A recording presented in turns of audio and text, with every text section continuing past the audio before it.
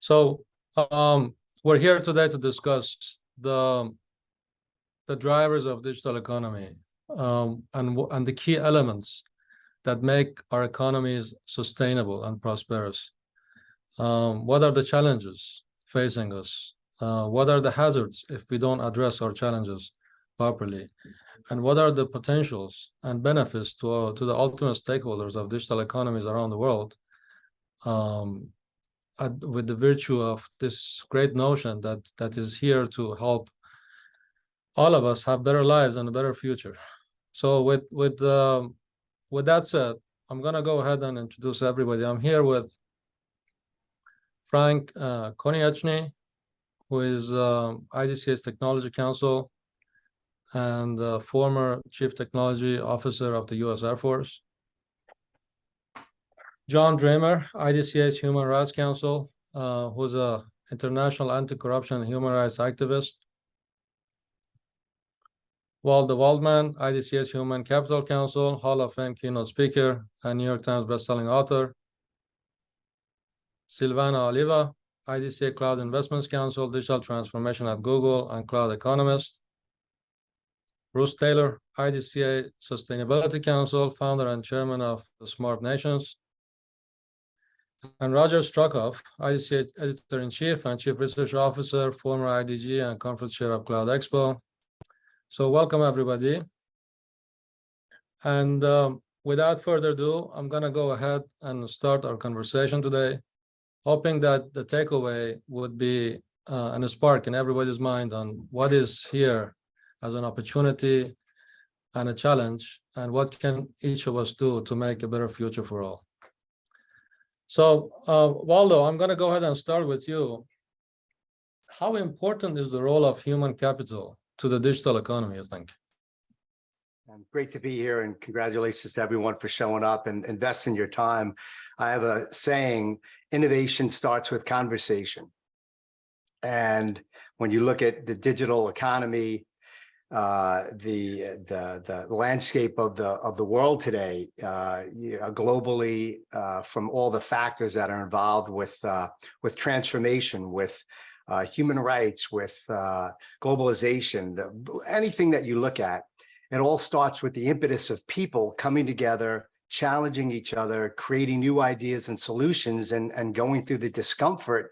That's the prerequisite to change.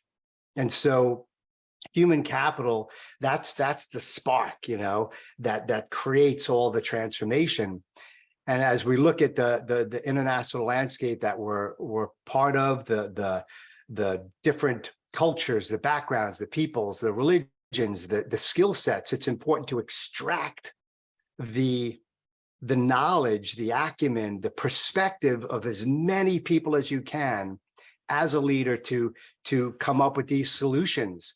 Because sometimes, as they say, you can't see the picture while you're in the frame.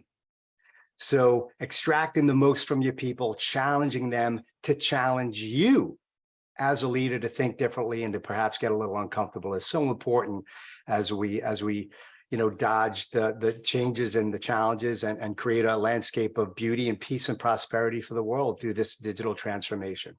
So, Waldo, what do you think nations, governments specifically, can do to make to tap into this great resource, human resources of their nations, and make a better future and better, more sustainable economies by really flourishing and helping this workforce flourish?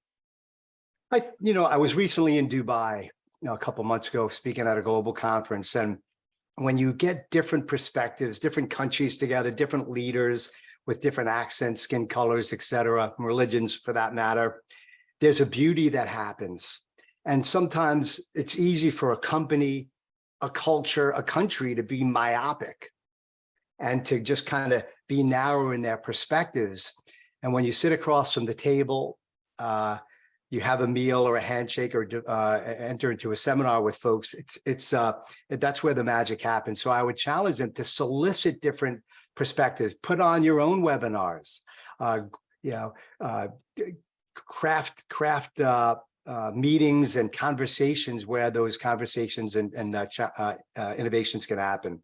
It's very, very important. And that also means, getting out there and listening to the perspectives and advice of people outside of your industry. If you're in technology, look at what's going on in healthcare. If you're in healthcare, look at what's going on in the military. It's good to see another wingman, Frank, here in the Air Force. I'm a veteran as well. The military is such an amazing environment where such innovation happens. Leverage those ideas. And then also with Dubai, it was a big conference on leveraging data and security. And the big theme was beyond security. This was a company called Milestone Systems, which, they get all this data and information for security in airports and hotels. But now you have all this data that could be used in so many other applications.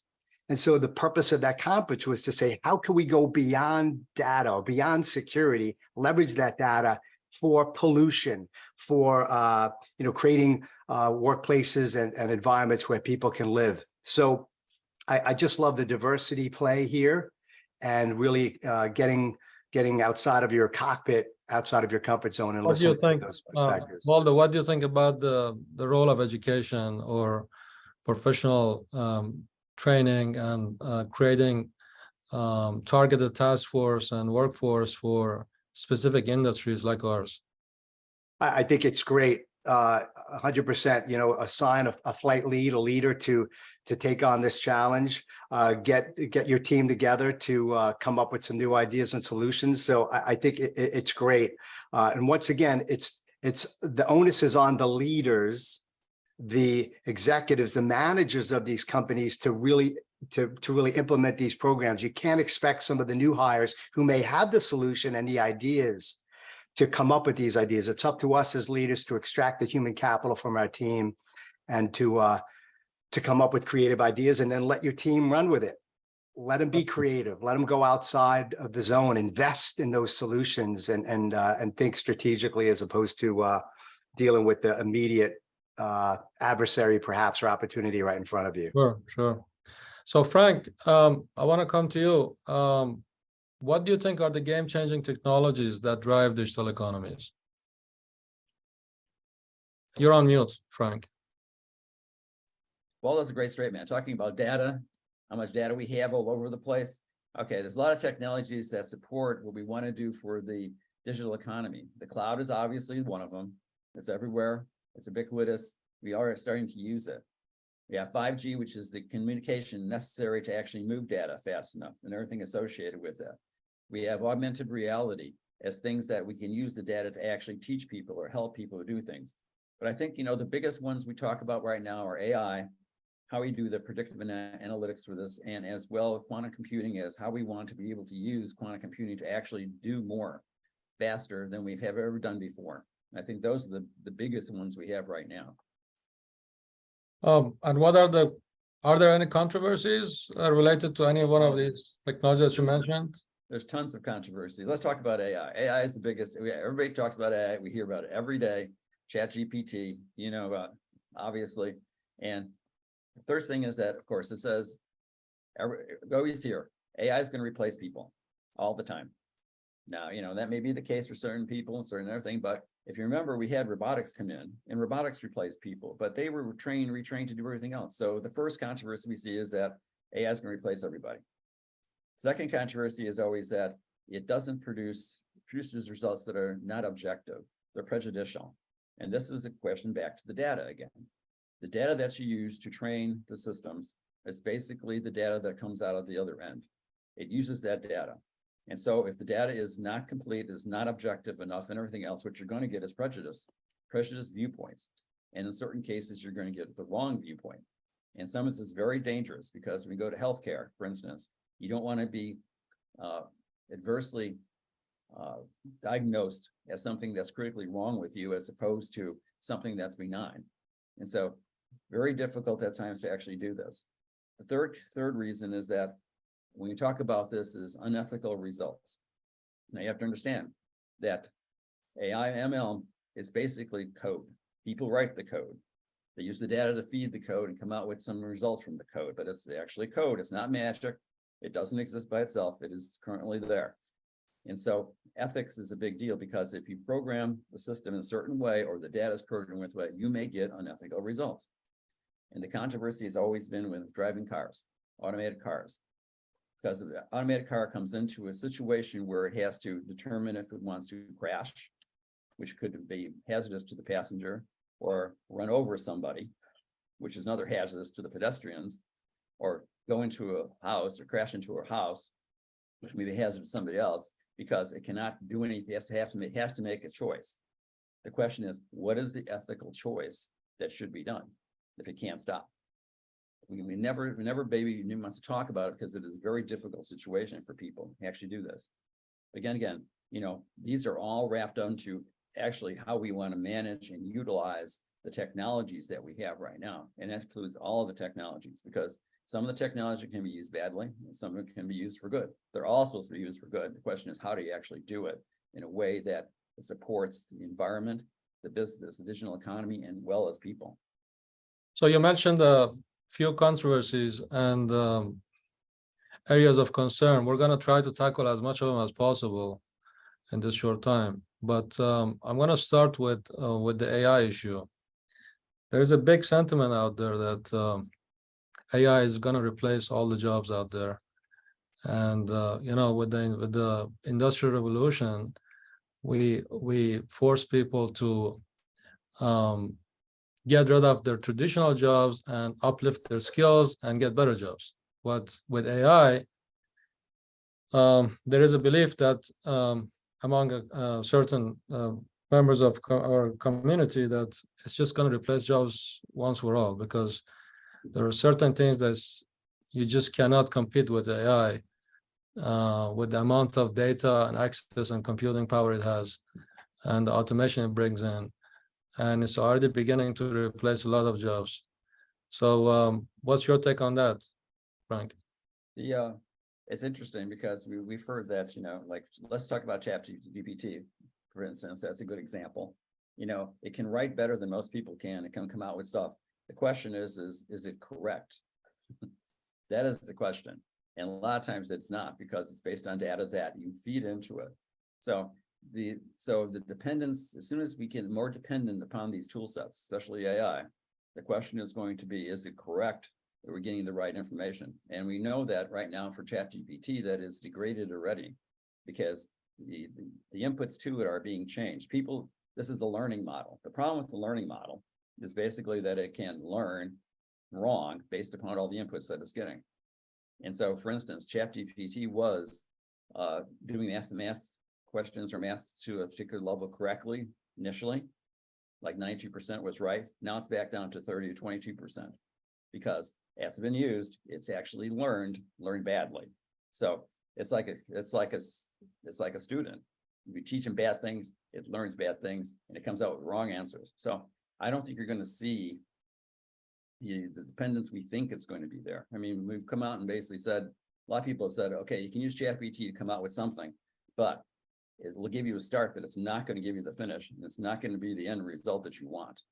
But with the same token, isn't this only a matter of time before AI learns from its mistake? I mean, after all, it's a cognitive system, and it's supposed to self-learn and self-develop and self-evolve. Therefore, yes, it could make mistakes, but the argument would be, it's just a matter of time before it makes perfect and precise decisions. Well, somebody has to tell it's perfect and precise, and that's people. And Yeah. I don't think people are perfect and precise. And then I think that's what you're getting right now, is that you're getting people telling you that it's this and it's not right. So it's a question of, again, it's all data dependent. This is the issue. Sure. What does everybody else think about this? Feel free to pitch in. One of the things that bubbles up for me is when you look at the digitization of our economy and new jobs being created, new leveraging of artificial intelligence, et cetera, is that there's going to be fear in the hearts and minds of a lot of the workers who are going to be replaced by artificial intelligence or some a digital solution. So it's important also to think not only as a consumer, as a worker, but also as a manager to train your people into new segments, new verticals where they can be leveraged and used. Walter, can you Otherwise- give us some examples, I'm sorry, of some segments or verticals that people can still be useful and without AI? Well, it really depends on the industry. You have to think of, let's say,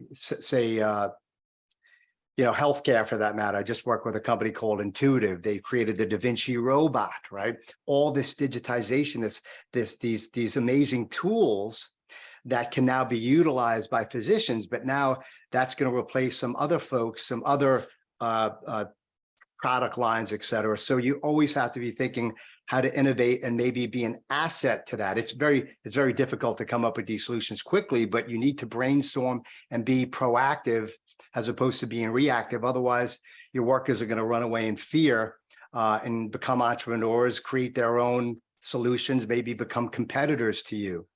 I don't know if anybody else has other ideas here, but I just think it's important to really think about how you can train your team, that human capital, into other solutions. And I'm sure there's some other top. I guess it's also up to us as individuals to draw the line somewhere and not fully depend or over depend on artificial intelligence, so that we stay fit mentally. Because if you start depending on technology for everything you do on day-to-day basis, then you will just lose your mental fitness. Yeah. And then it becomes inevitable for you to depend on technology more and more, which is a good thing. It can improve and smoothen and make your life more efficient. But at the same time, just like you go to the gym physically to stay fit, you need to put some mental stress on yourself so that you stay fit.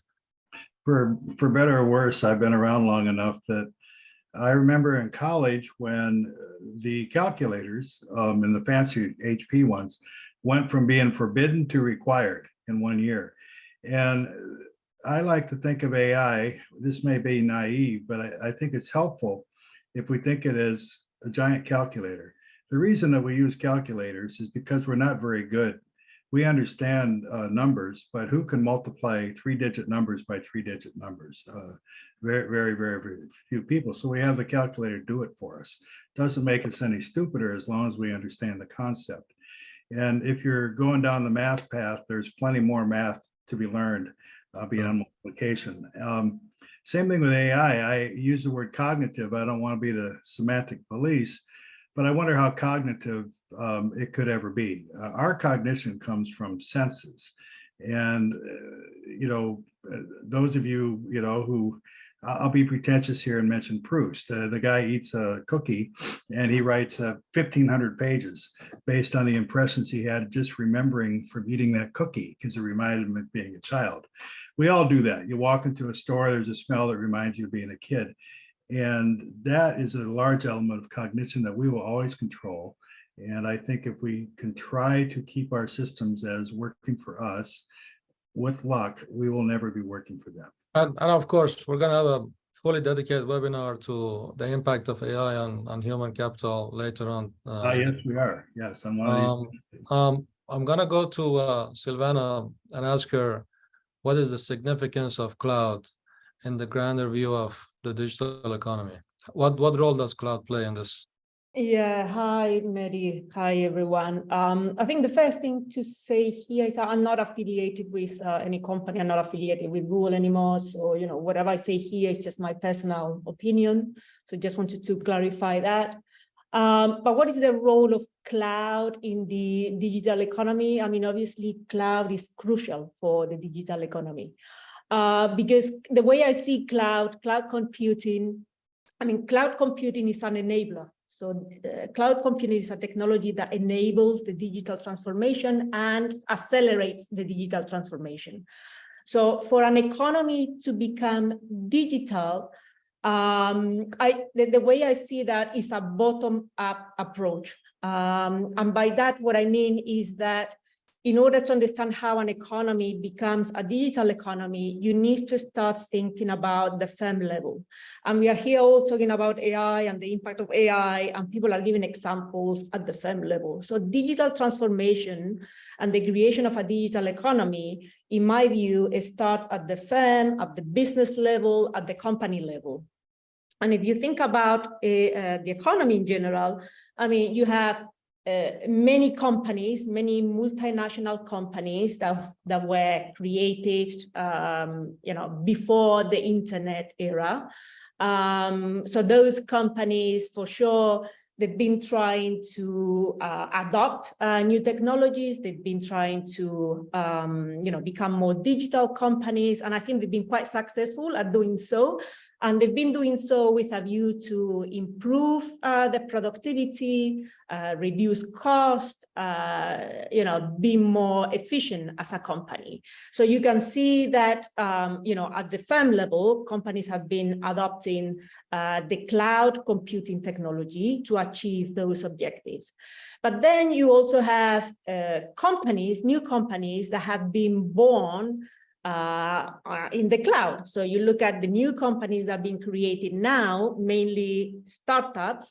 I mean, many of these startups, if not the majority of these startups, I mean, they are born on the cloud. So from that point of view, these companies are already taking advantage or benefiting from the advantages of cloud. So these companies, the digital natives, as they call them now, I mean, they've been very good at coming with innovative business models using cloud technologies. And these innovative business models have been disrupting industry. So you think about any industry like fintech or health tech or clean tech, whatever you name it, whatever industry you think of, every industry is being disrupted by new entrants into those industries.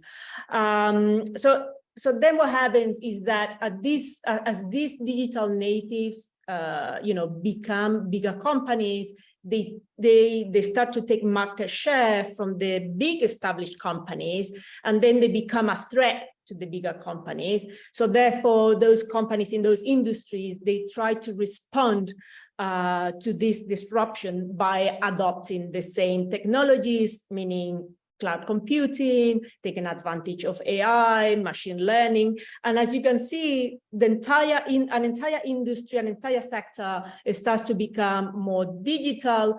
And as industries and sectors become more digital, this is happening simultaneously across the entire economy. So therefore, you can say that cloud basically is at the heart of the digital economy and the digital transformation of the economy.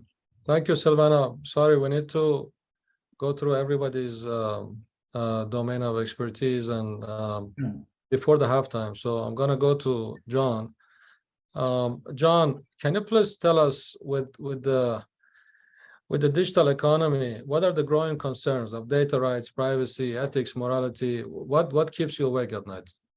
Yeah, I mean, what keeps me awake at night from the human rights side, from the social side, is really around the protection and use of data. But I would say that would be the single biggest issue. There are other issues connected to physical infrastructure, land, water, other issues connected to data centers, for instance. But it's really data that, for me, is the biggest issue. And a lot of us have had to think in the last few years about how much we want to give up in terms of privacy protections to protect our physical safety, whether it's from crime or terrorist organizations or criminal syndicates or in connection with health, preventing the start of a new pandemic.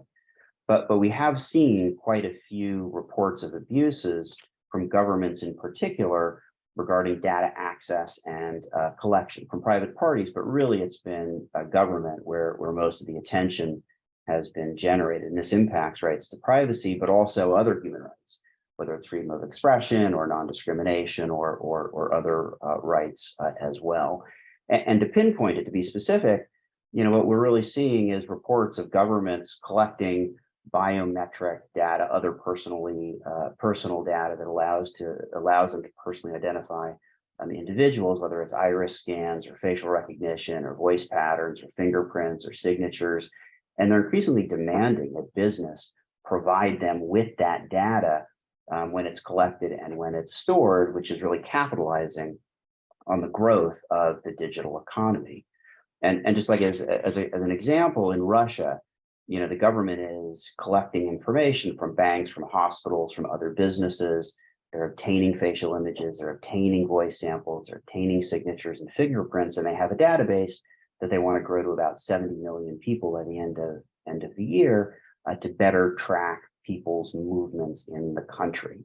And we've seen similar reports out of China, including systematic access to private sector data. We've seen reports and concerns from Amnesty International and from Human Rights Watch in connection with India, which has about 2 billion people in its government biometric database, and even reports in the US about the US collecting information from police stations, motor vehicle departments, and other agencies in order to better track people connected primarily with immigration and illegal immigration, as well as a connection to personal health data following the Supreme Court's decision last year in the Dobbs case, the Roe v. Wade overturned case. Okay.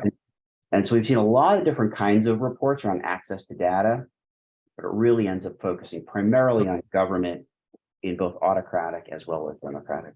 We're gonna dive deeper into that after the first break. Bruce, please tell us how critical is sustainability to digital economy, and how can Industry 4.0, 5.0 improve ESG goals and objectives? Before I address that, I want to go back on the AI issue and sound a warning bell for nations particularly. That is that automation, particularly in this current era, is going to make an enormous transformation in the nature of work. And it is going to annihilate hundreds of thousands and millions of jobs, and we as a society are doing nothing to prepare for that. So let's take as a single case, long-haul trucking. All of those long-haul truck drivers make well in excess of $150,000 a year, depending upon whether they're hired or whether they own their own rig. They are going to become obsolete. And if we don't address these at a societal level, at a governance level, then we're making a profound mistake, and that has a highly negative impact on a digital economy. Right? So I didn't want to overstep that and pretend like great change is not going to come, very disruptive change to society as a result of AI. So and excuse me for entering that as late as I did. From my perspective, we have moved now to where climate regeneration is the #1 global issue, bar none. And if we don't address it forthrightly as nation states, digital economies, large corporations, if we don't put ourselves in the position of dealing with it right now, every other situation is going to get worse. Most of our immigration problems on our own southern border are a consequence of climate change. Drought, famine, disease, lack of economies that are in any case able to be sustainable. That is even more true with equatorial Africa and the migration we now see on the Mediterranean. what it does is it forces societies in becoming increasingly more xenophobic, meaning increasingly more nationalist. So if you look at Greece and Spain today and Italy, all of them are facing these stresses with no European-wide real conversation. In this country, we see it as an immigration issue, or it's a migration issue. It's not, it's a climate change issue. As the entire equatorial regions of the world dry up increasingly, become increasingly hotter and incapable of handling their populations. So, you know, while we have all kinds of other issues, the impacts of climate change are so profound that if we aren't addressing them at a national policy level and as a first priority in political campaigns. Why is it not an issue in political campaigns? Because nobody thinks we can do anything about it. They would rather shunt it to the side, and that is not the case. That we no longer have that luxury, as we just witnessed in Maui. And that's a small example by comparison. Yes, correct. Yeah. So, go ahead. Well, the things that are the easiest to tackle that are relatives to sustainability and regenerative circular economies, the things that are easiest to tackle are really the digital things. I mean, this is the industry that is going to be able to do something about climate change. The very fact that value moves from atoms in materials to bits all by itself, even as bad as the data center industry is at sustainability, and it's dreadful. But the fact of the matter is, as it disperses, as the digital economy disperses through an economy, it becomes lighter in terms of its carbon, right? Despite the fact that we are way behind on what we need to do with sustainability. The easiest way to address sustainability is energy. It's not the most profound. Energy is a serious matter, but it's not the most difficult part of sustainability. The most difficult part is embodied carbon, embodied greenhouse gases in materials, again, in atoms, right? Yes. So until we start looking at sustainability, the most sustainable data center is one you don't have to build, right? Or built. How do you get there? Cloud. Thank you very much. You know, Very good. Right. Well, thank you, Bruce. We've reached halftime, so we're gonna have a small break. While Bruce was speaking, we had a series of questions, poll questions, and when we come back, we're gonna start with Roger, who's gonna take us through some global indexing and rankings of nations with digital economy. And also, Roger, you might wanna give us the poll results as well, right? Yeah, thanks for filling out the poll questions. The results I will be getting them over the break, and we'll be gone for just 5 minutes, which means 5, not 6. But please go get some coffee, as you can see I have, and whatever you need to do. We'll be back, and I'll talk about the research, which kind of summarizes everything that everyone said.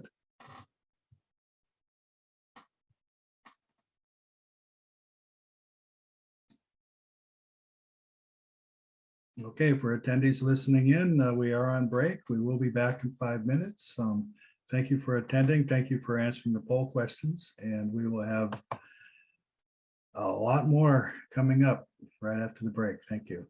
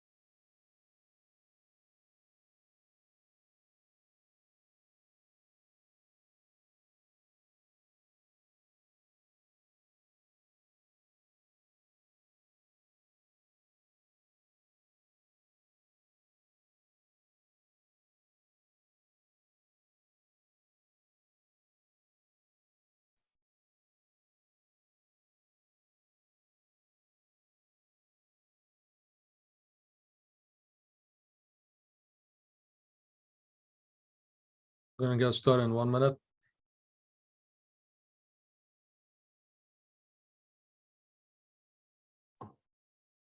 Great, How's it going, Roger? very good. Some You got the interesting poll results? I do. What Bruce said about sustainability, our audience is in agreement. I did want to mention before we officially get started, because it looks like everybody is still with us. If you have a question, some of our attendees have raised their hand, and unfortunately, we don't have the ability to have you ask us directly, but if you can send us a message, we will try to get to your question. And if we don't, you can be sure that somebody among the panel, our organization, will get back to you. We're really interested in any questions that people have. So Roger, let's go through the poll results. Okay. Question 1. Does your organization, so welcome back, everybody. I'm Roger. I'm Chief Research Officer of IDCA. And I have it right here. Does your organization have a human capital development protection strategy plan? 43% said yes, 57% said no. So again, there are those that are on the curve or a little bit ahead of it, and there are those that are lagging a bit. And it's always frustrating if you're part of an organization that's lagging. Question 2. Okay, let's see if Roger can master the technology and read what he has here. Which do you believe will be the most game-changing technology, be significant to your future? Okay.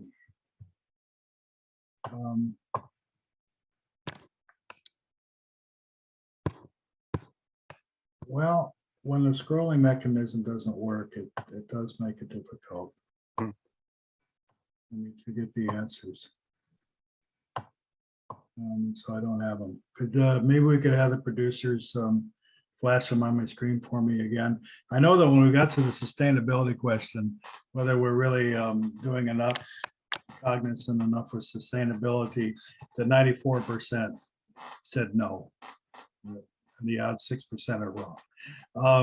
Among the most compelling technologies, quantum computing comes in at 22%, and everything else, AI, of course, came in at very high number 2 in the 30s. In fact, AI came now updated. AI was mentioned as important by 2/3 of the audience. Quantum computing at 22, robotics, 5G and IoT much less so, but they're kind of a function of the first 2 is why I think we got that result. What degree are we concerned about data rights and privacy? 65%. Very concerned, 25%. Moderately concerned, so that's 91%. So it's a huge issue and many manifestations. I don't know if we're actually having a webinar in the future on that particular topic, but it does permeate all the discussions. We know that. And then I think we finally, well, I'm sorry, my scrolling mechanism isn't working that well, but if I get question 5 results, I'll have them. But So, go ahead. Because we got literally 17, 18 minutes. I wanna have a discussion about everything we discussed in a different light. And then I want to end with you, Roger, with showing us some rankings and some results based on our global research. So I'm gonna start with you, John, with the matter of data rights, privacy, human rights. Yes, there is a growing concern. Everybody is concerned. But if in a global competitive landscape, if China is collecting data, the argument is, why shouldn't we? Because we're going to fall behind if we don't collect data. It's about who has more data and who can analyze better and render better results. So what can we do? Where can we draw the line, and how can we create a balance of having data but not really, breaching anybody's privacy or rights?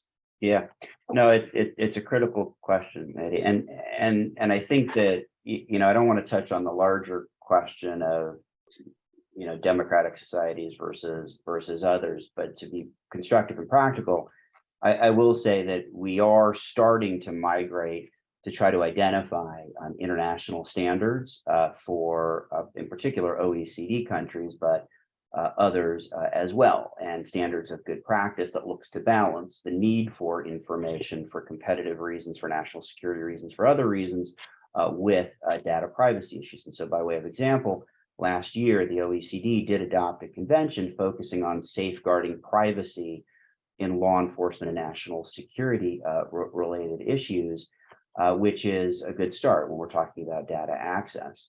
It effectively rejects an approach that government access to personal data, inconsistent with the rule of law and democratic values. It rejects that kind of approach. And I do think moving towards standards that look to create this balance between among countries, I think is going to be really important. And I think it's going to proceed on two levels. One is with international institutions like the OECD. One is with governments and obviously with private sector entities that can develop. The question is the legislator moving as fast as technology is? No. That's part of the big problem is the technology is moving well ahead of the pace of the regulatory change, but also the change that business and business associations are putting out in terms of good practice. Okay, thank you. And Silvano, with regards to cloud, and tell us about the economy of cloud or cloud economy, and with data centers being the engine to the digital infrastructure and digital economy, how can cloud tap into the existing infrastructure and deliver better results and higher value to the economy? Thank you, Mehdi. Yeah, with regards to the economy of cloud, or basically the term that we tend to use is cloud economics or tech economics.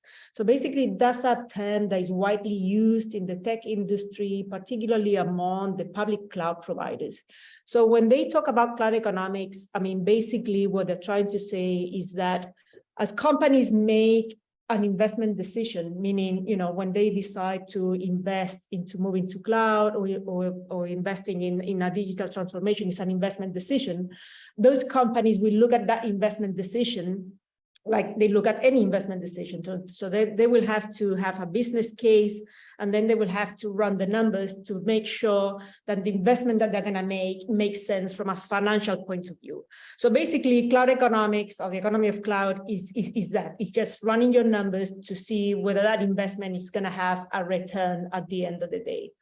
So I think, in my view, there are a number of issues with that, and the current method that is used, in my view, and again, this is just my personal view, is that it tends to focus too much on the financial considerations.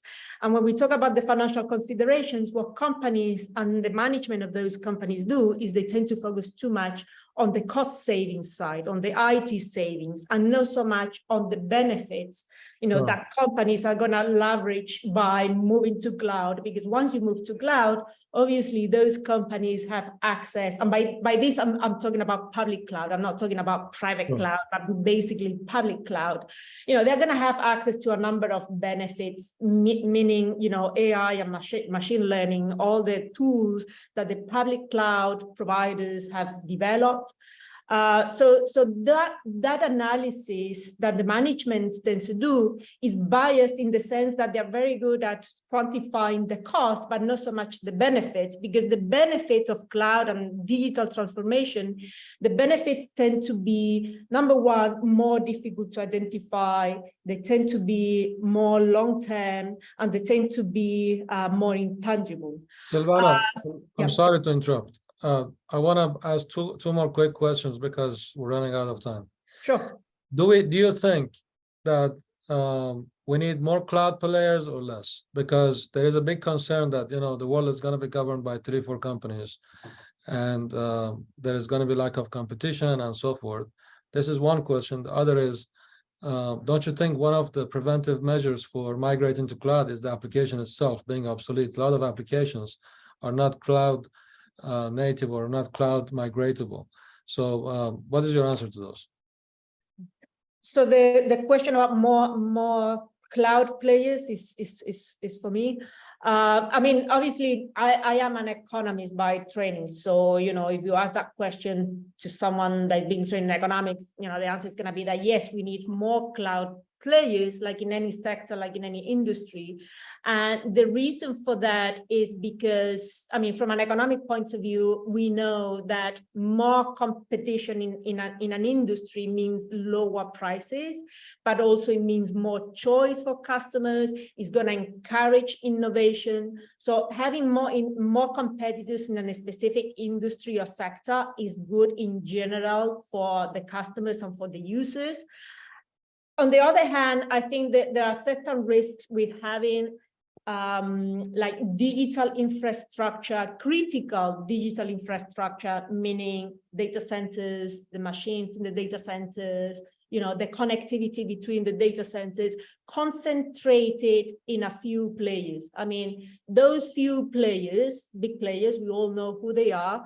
I mean, they are managing very large critical infrastructure that is critical not just for those companies, but for the countries where they are. So I think that's a concern, perhaps from a security, privacy point of view, and also the fact that all the data that these companies manage, I mean, as you can imagine, is the world's data, is being concentrated in very few players. So maybe that's more of a policy government question. Sure. But the answer to your question is yes, we need more players, that's for sure. Frank, what is the issue of cybersecurity? There's a growing concern. I mean, you've been at the highest level of executive level in the U.S. Air Force. I'm sure that our audience knows that's one of the most secure places in the world. So you've been dealing with the issue of the cyber threat, with the growing concerns of, you know, and reliance on technology. So does the threat of cybersecurity grow. What is your take on how we can handle that? Okay, yes. The problem is technology keeps changing, and security is one of the things you need to watch out for every time, especially cybersecurity. If technology didn't change, this would be easy to be a static issue. But that's one of the problems everybody has to understand, that as soon as you change something, the enemy is always trying to counter that change and go into look at it what it is. The issue that we always have to do is look at it from the viewpoint of what can I do to prevent things from occurring, as opposed to reacting to things occurring. This is a different change in philosophy, because we react lots of times to things and try to fix things after the fact, especially with data. Data leaves and everybody says, oh yeah, I know the data left and I managed and I know that. Problem is how to prevent the data from ever leaving. Sure, sure. So cybersecurity has to take that viewpoint of proactive prevention as opposed to reaction. Sure. Waldo, I want to ask you a last question. And what do you think are the key KPIs that helps individuals, corporations, governments to continuously work to improve their human capital? What are the things that they should look out for? Well, if you look at, for example, morale of an organization, you may have folks cheering because they're gainfully employed and adapting to this change. But as we inferred before, this is an economic issue many times. It's business margins, profitability all come into play. And so I want to kind of just reflect a little bit more on that. This is a socio-political issue, because what is right for an organization, a company, say a private organization or a startup for that matter, may not necessarily be right from a sustainability aspect, from a morale aspect of the people that they're employing, the human capital that they're engaging in. So there's this fine balance between profits, between reducing turnover, for quality of life, work-life balance, all those variables that come into play when somebody sits at a computer, software engineer, perhaps working remotely, or somebody in a factory, or creating software for a company. So there has to be a meld, and this is why the leadership is absolutely critical in understanding from a business sustainability profit standpoint and to them. So obviously morale, profits, turnover, looking at, surveys. Hey, do they feel that they're being listened to? In this war for talent economy that's everywhere, people are always having choices on where to work. And this drives back to the fact that, hey, if I'm not feeling heard, if I'm not being employed in the way that I feel that I'm getting engaged, I'm going to go work for the competition, and then your capital is going to be dissipated. I mean, ultimately, economy is for people, and economy is driven by people, and it can prosper only by people. So it's important, I guess, to have the right level of education, because even if you want to get feedback from your employees, if they're educated employees, if they know what they're doing, their feedback could be game changing for you. And I think investing in your employees is key, because they are your key to success or failure. So it's important, I think, for every organization to really put their biggest investment on their people as we progress through digital economy. And they want to be heard. They want to feel like they're making Yes. an impact on the world, especially the younger generations who are coming up. Social impact is important. And I think any great leader in government should be cognizant of that. Yeah. And Bruce, in less than 2 minutes, please, what do you think would be some of the key important drives to create change that is necessary to push the envelope of sustainability? What can companies, governments, nations do? Well, first, I would say that we've only seen the beginning of the growth of data. I mean, we're still on the early stage of the curve of what's going to happen with the creation and use of new data.